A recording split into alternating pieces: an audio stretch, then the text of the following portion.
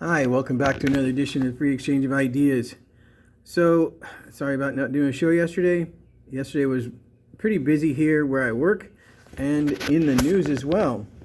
The thing that stands out to me is, sorry about that, I'm holding this, is the attack on the Kremlin in Russia. Now, there's questions about the attack itself. Russia is saying that Ukraine sent two unmanned drones to attack. And they're also saying that they took care of them via electronic defense systems. Now, I don't know if that means electronically controlled or some kind of electronic beam kind of thing, but the 8-second video that I saw shows what appears to be a drone coming in from the left and then exploding just before it would have hit one of the domes of the Kremlin.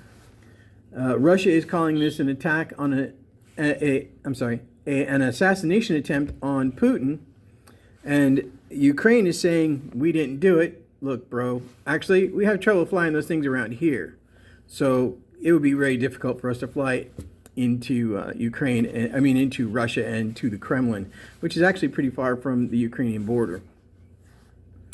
That being said, is it possible? Sure, it's possible. It's also possible CIA is in there doing that. It's also possible German intelligence is in there doing that. It's also possible that British intelligence is in there doing that. It's also possible that it's Russia trying to make reasons to escalate again the war in Ukraine. Is that a real possibility? Absolutely. I can't put anything like that past a guy who ran the FSB, which is Russia's intelligence agency, like the CIA. Yeah, we're intelligence. Yeah, we're also a little bit of military. Yeah, we're also a little bit of we'll fuck you up. There you go. You've had your F word for the day, and now I'm going to say that this is no longer available for children. For me, I think without the ability to absolutely make certain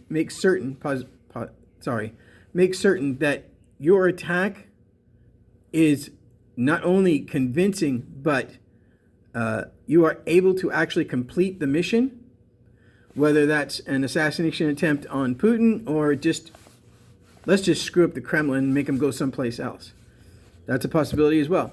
However, the ability to do these things is not within Ukraine's purview, I believe. I don't think they are capable of that level, or they're capable of the actual attack, but they're not capable of making absolutely certain before they go in that they have enough munitions and enough drones and whatever to make this actually occur. I don't think they do. They have the weapons. I don't think they have the ability to use those weapons in that manner. And 2 drones is not going to get past, even the most basic military defense systems around almost any centralized government seat in the world. You can't do it in China, you can't do it in Russia, you can't do it in England, you can't do it in the United States, you can't do it in Greece, you wouldn't be able to do it in Korea, North or South. You wouldn't be able to do it almost anywhere in the world that has this level of sophistication in defense systems. So, I personally think it's a false flag attack. Is that true? I do not know. But the level of sophistication of the drones is pretty much similar across the board in any country that has them. They have not released, at least not that I've seen yet. Russia has not released any proof that this was from Ukraine or I should say the United States, Germany, France, NATO, because they haven't released any of the damaged parts. The explosion that we saw in that 8-second video, I can't, because I want to keep my program for a little while longer. I can't put it up there because it shows a possible attack and the defense of an obliteration of a drone. So I can't put it up here, but I will put the link in the description down below. We'll see if we can't make that happen for you, at least to the page that I saw, which was the BBC, which was a little bit after, because NBC was on top of it right away, but they didn't have video of the attack. They only had a photo of the smoke from the explosion, which made it look like the Kremlin was actually hit, because the smoke is a little behind one of the towers and going straight up. But the 8-second video shows the drone coming in and then exploding before it got to the tower. So I'm going to attach that one because it's a later story than the NBC story and a little more complete, I think. So with all that being said, I think I don't have any doubt that Russia is working to get better intel and more people into Ukraine. Ukraine is going to lose this war. And I say that with absolute conviction and belief. And the reason I say that is because Russia's bench is so much deeper, to use a sports metaphor, than Ukraine's bench, that the only way for Ukraine to survive this war as Ukraine and remain Ukraine is for NATO to come in and help them out, because that's the only way that the bench gets equaled out and we get KD on one side and Curry on the other. It's the only way it's going to happen. And I don't see the United States jumping in both feet, at least not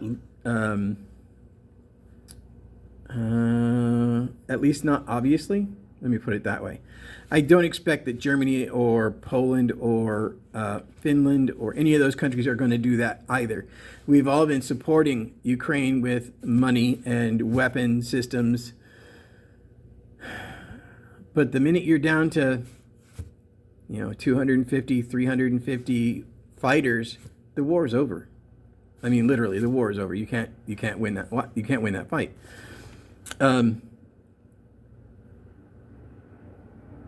It's not going to be pretty, and I think as soon as that battle is over and China has a better idea of what NATO and Indo-Pacific countries are willing to do to fight with the United States, China will attack Taiwan and try to take it back. I say try because the United States has promised through Biden to support Taiwan. I don't think we actually will. Not physically, not boots on the ground type support. We've already sent a bunch of F-16s and other fighter aircraft and weapon systems to help them. Oh, everybody's gone. I'm going to put this on. I can't put it on pause. It won't pause properly. At any rate, so that being said,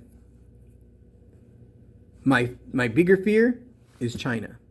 Russia will be so devastated at the end of the Crimea, at the end of the Ukraine war, that they won't be able to fight anybody else. They'll be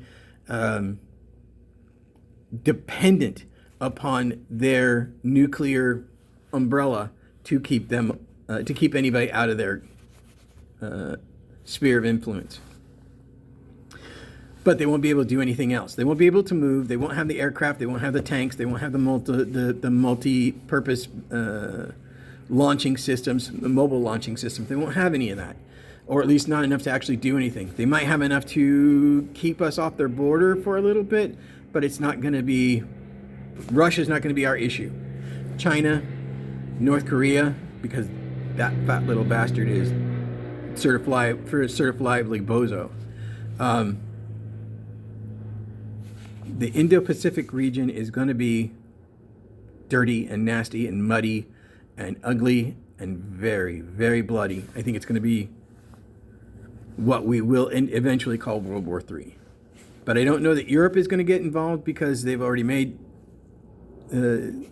noises about not getting into Indo-Pacific war with China.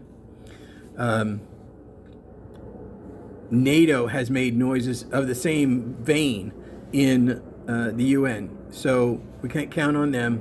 We can only count on Japan and South Korea, Guam, a couple other countries.